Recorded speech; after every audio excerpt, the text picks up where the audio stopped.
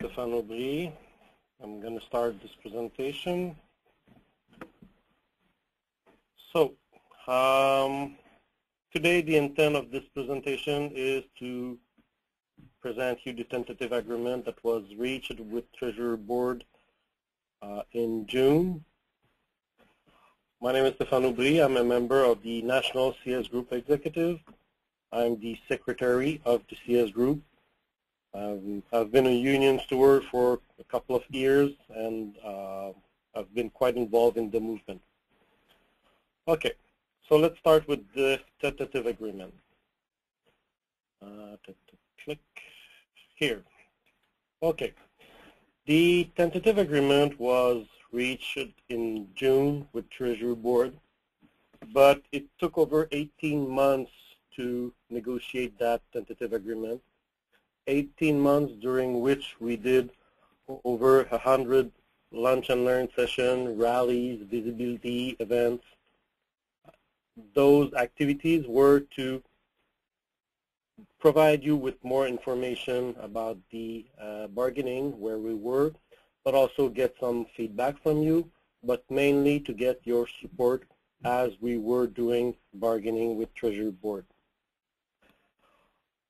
Some were quite good, some were more limited, but it did help to provide a message to Treasury Board showing that the members were behind our bargaining team.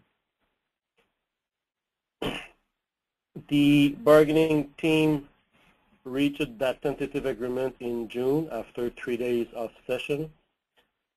The bargaining team presented that agreement to the rest of the National CS Group Executive, but we were kind of debating on the value of this deal. Is it good or not? Should we present it to you or not? So at the end, we voted in favor of providing you, of showing you this tentative agreement, but we decided not to make any recommendation.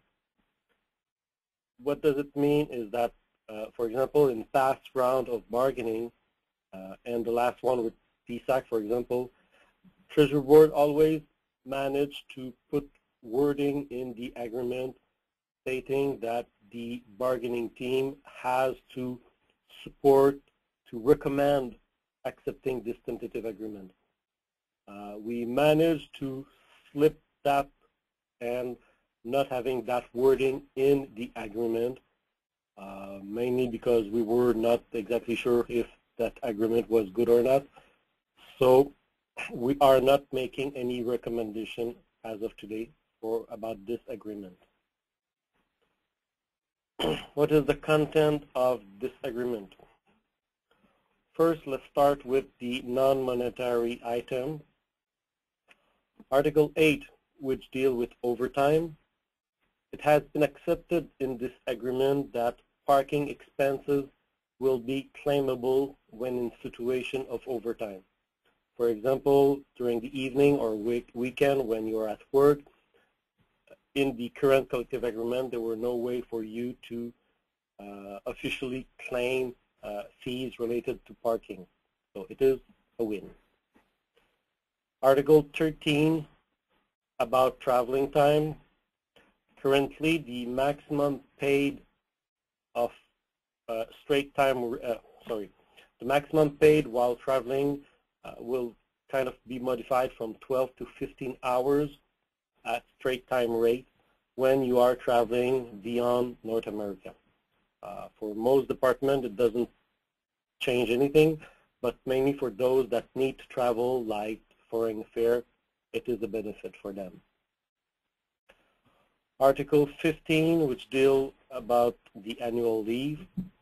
First, a protection will be put in place for the employees that are transferred from agencies or Crown Corporation to shared services. That protection will manage to provide a protection for their current leave allocation. The notion behind it is that people that came from Crown Corporation or agencies were not working for Treasury Board. It is a distinctive employer. So Treasury Board has no official reason to respect any agreement that you might have in the past. So now in our collective agreement, we are providing a protection for that. And also about this article, there's going to be wording to recognize past years of services for ex-military personnel that has been transferred from being a military to becoming a public servant by period of 6 months. It will be in our collective agreement once this is agreed, but currently there's another agreement that has been set in place separately that basically state the same thing outside of our collective agreement. Article 17, which deal with other type of leave. First, the bereavement leave. Currently, we are entitled to take 5 days to go through that phase, but those are calendar days. So the wording will be changed to extend that to up to 7 calendar days. The problem was when you needed those days and you took that leave over a weekend, you were kind of losing 2 days over that weekend. The leave with pay for family-related responsibilities. Currently, we have an entitlement of 37.5 hours that we can take for various reasons.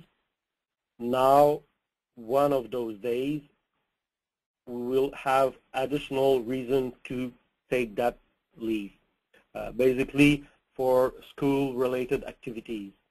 So in case of daycare closing, attending a school function, consulting with a professional, you will be able to use those 37.5 hours, but you will have that reason more to use them. Voluntary and personal leave or entitlement allow us 1 day for each.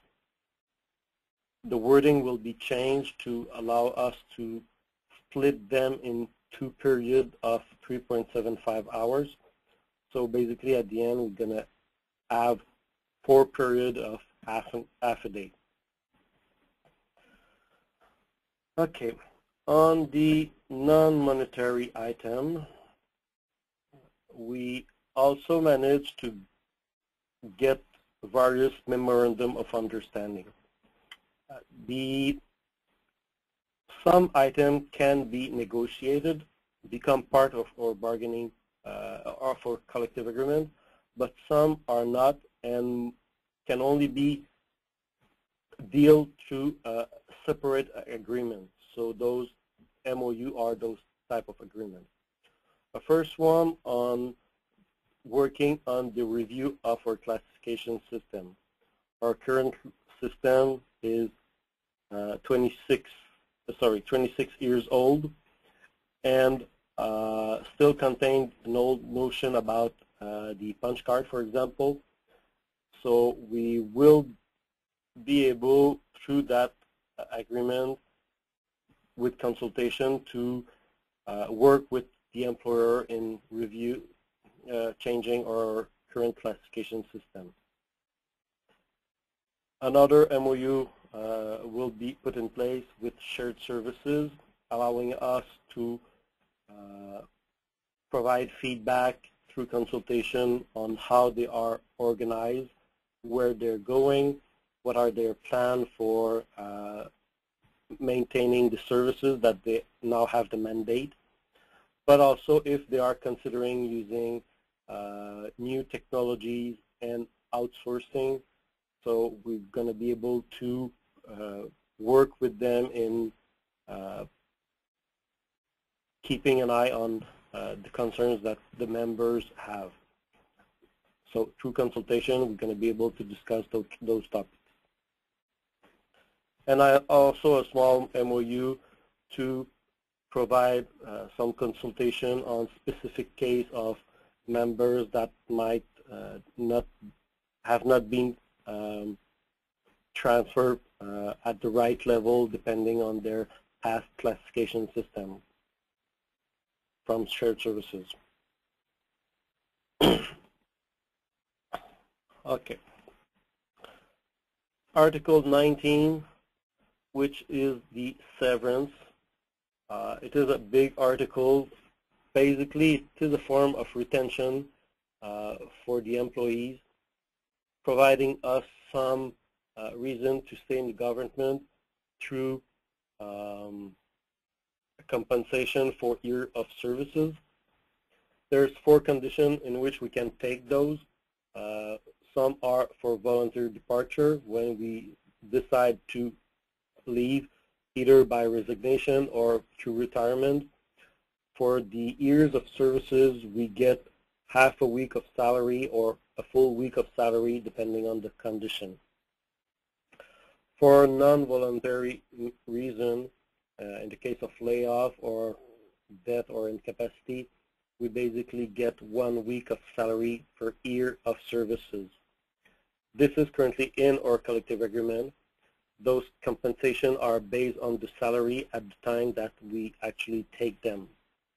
What the employer is asking us is to remove the 2 articles about voluntary departure, and he is offering us a replacement of 1 week of salary per year of services, plus pro rata if it's not an exact match for some of you, and the termination of those 2 articles.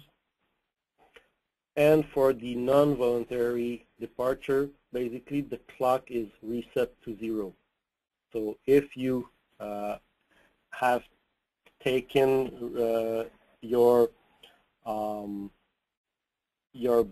from your bank of time, if you cash out the part for the voluntary departure, basically there's nothing left in the system for you, so it is reset to 0. But if you don't take it out, basically it will continue to accumulate for non-voluntary reason, but will have stopped for voluntary departure.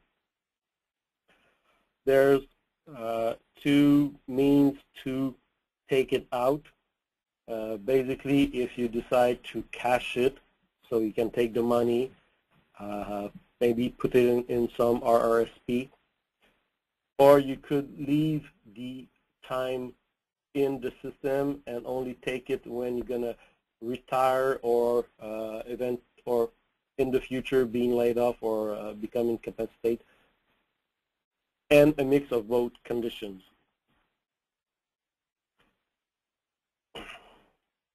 Okay. On the monetary side, basically we get a pay increase of 1.5 for each year.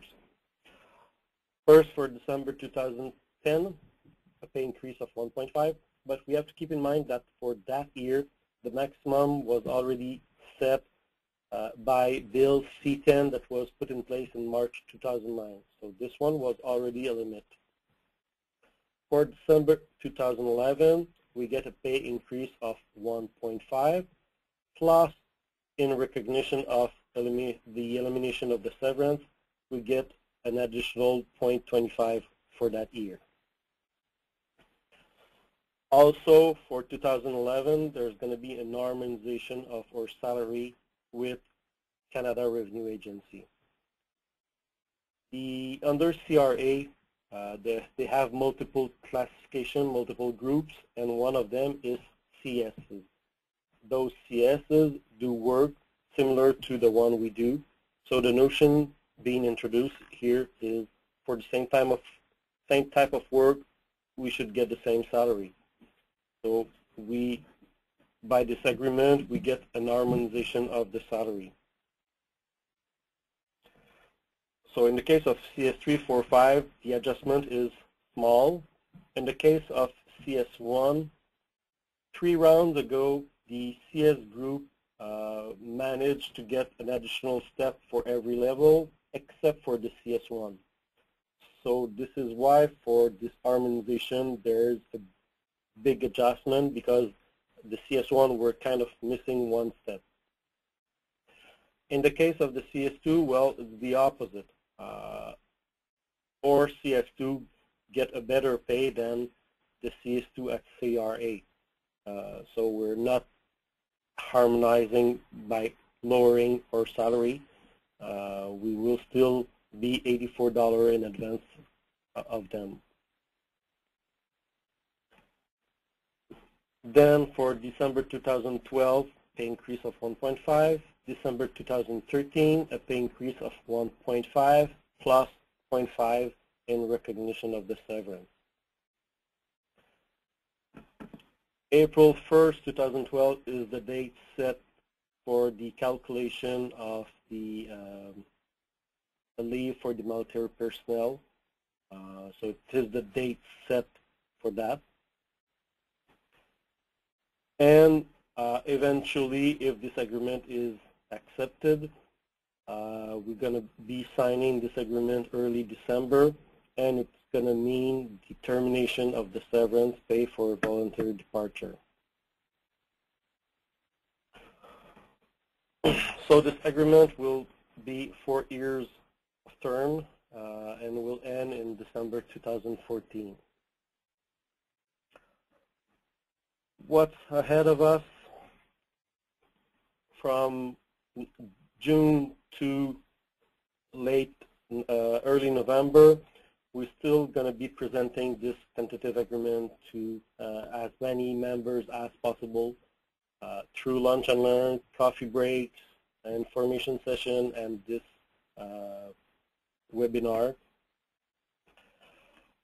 The ratification vote, the ballot are out since last week, and you will be allowed 6 weeks to vote up to early November. Once the vote are in, the result will be known in November.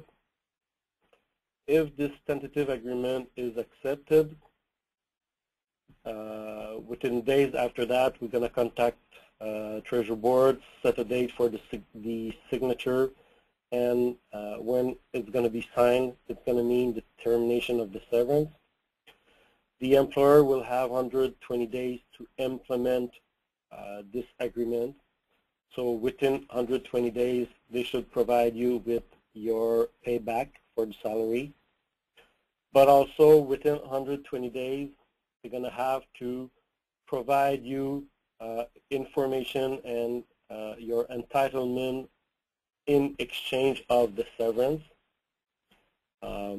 So the monetary value and the option that you're going to have. But you're going to have 6 months to decide on how you want to take that severance. Either take it or leave it in the system. If this agreement is rejected, well, we are still in bargaining. So we will go back to the bargaining table, but this time with a reinforced mandate from you.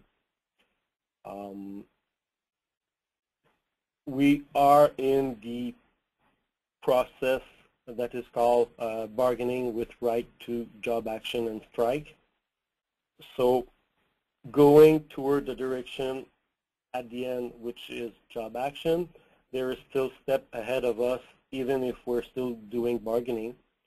One of those steps is to request a Public Interest Commission report. That report is a form of arbitration, but it is non-binding. Arbitration in the form that there is a representative from both sides plus a third party that will evaluate our demand and present a report on what could be a good agreement. With the content of that report, we will use some of the elements as a leverage to try to get something more, something better at the bargaining table. Also, another step is to put in place the Essential Services Agreement. In the case of doing job action, we are bound to maintain some minimal services, the essential services, but those have to be put in place, agreed. It's a form of negotiation. They have to be put in place. Well, the essential services is only referred to the services, not the person doing the services. And what is essential is in relation to the health and safety of the Canadian population. So mainly limited. And this agreement has to be put in place with every department, including shared services. So just for shared services, it will take months before we get an agreement on that, since they are still trying to get organized. And we will continue bargaining, and if after that there is no agreement, then we might consider doing some job action, and at that time we will ask all the members to vote on accepting to go further and do job action. So saying no today to this tentative agreement doesn't mean that we are going on strike. It just means that we are going back to the bargaining table. As I said earlier, the CS Group is not making a recommendation on this tentative agreement. So we also agreed to present you some pros and cons about this agreement. On the pro side, when we started that round of bargaining, we had about 26 demands on the table. We managed to address some of them, some that were our priorities. So with this agreement, we will address the classification and the contracting out through consultation. There were also long-standing inequity for the CS1, so this agreement kind of resolved that discrepancy.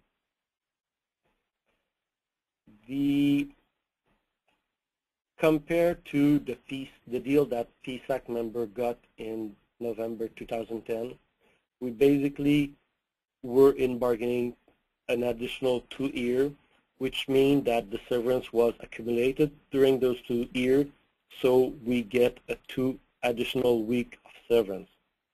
So 2 weeks of salary is between $600 to $1,200 for some of you. So this is something that we got more than PSAC. And by agreeing to this tentative agreement, we basically are putting in place a new collective agreement, and we are staying far from considering doing job action strike, at which time the employer might legislate us back to work with less benefits. So by agreeing, we are not going into that direction. And overall, we only made one major concession, which is the severance. On the con side, well, the loss of the severance. The severance is one of the big items we have in our collective agreement. It was put in place in the late 60s. The PIPS research kind of evaluate the value that the severance does represent. It represents about 1.9% of salary per year. So we are exchanging 1.9% of salary per year with a deal that only provide 0.25 and 0.5% in compensation. It is also one of the big old benefits, and we are afraid that by agreeing to that, we are maintaining a tendency for the employer to consider that we are not open to review the other big benefits that we had.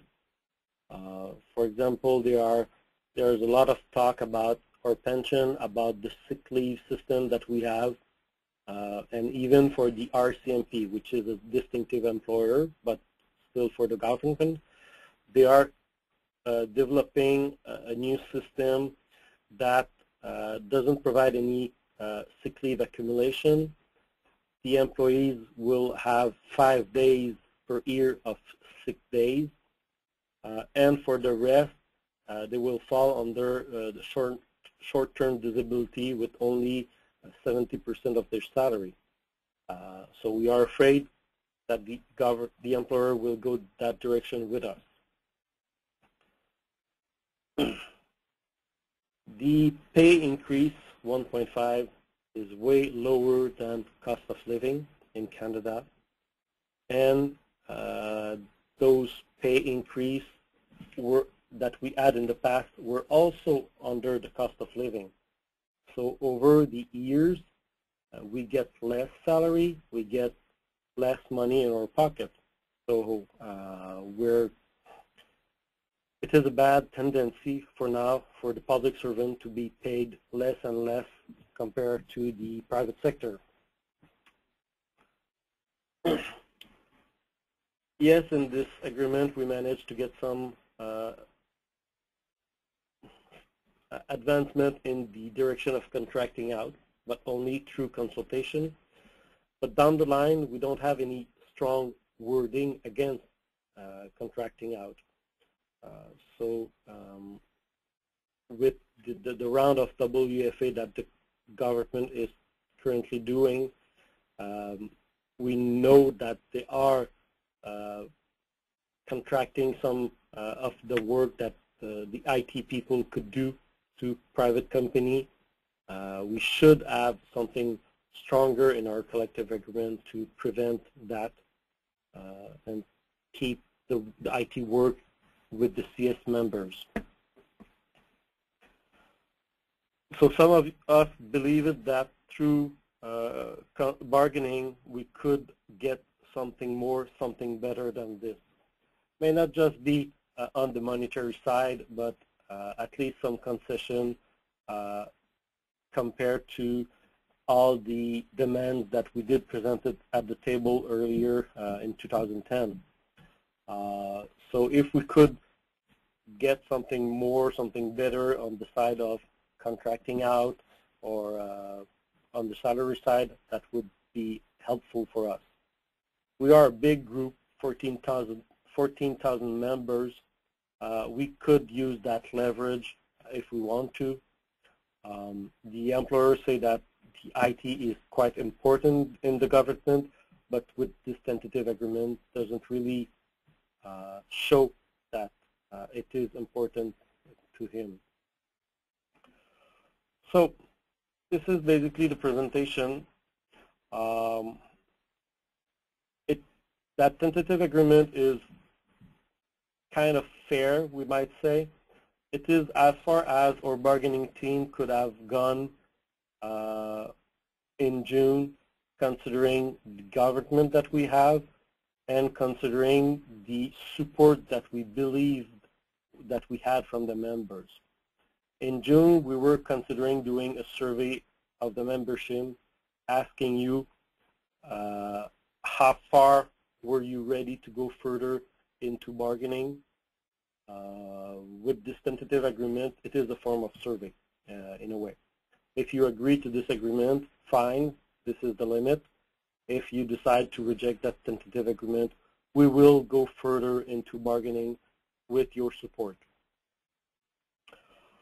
So I'm opening the period for question. You can kind of raise your hand with your system or type a question under, is it under chat or so I could try to reply to your question.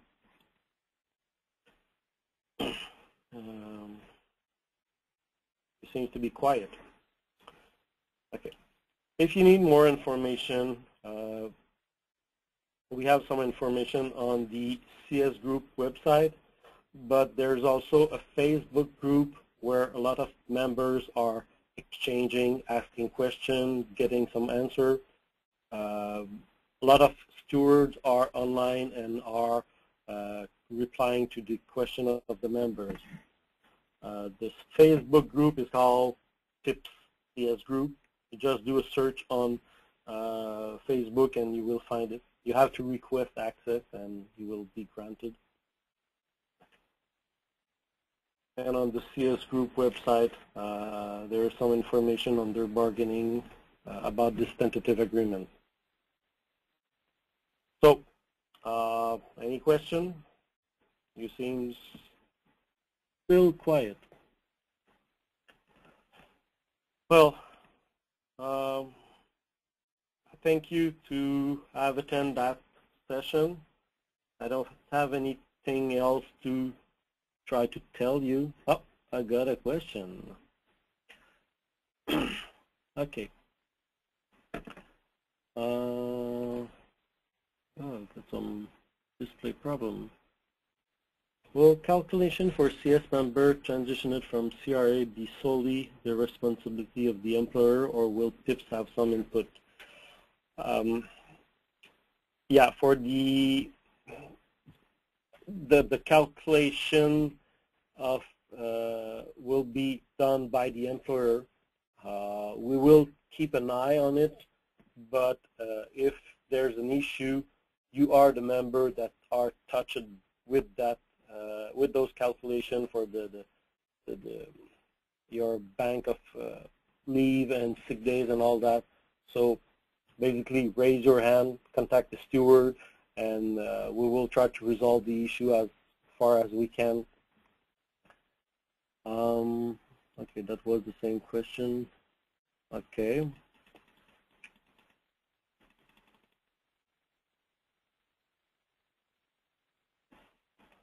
So if you have any more questions, go on Facebook. You will be able to ask your personal question about any topic that you might have, about the PIP, about the CS group, about PIPs, about this tentative agreement. There's already a lot of information that has been put there with this tentative agreement since June. So you're all welcome to join the Facebook group and see all the discussion that goes there. Thank you for attending tonight. I hope to see you or hear from you either on face-to-face or online. I was happy to provide you with that presentation. Thank you. So I'm going to terminate this presentation. Ciao.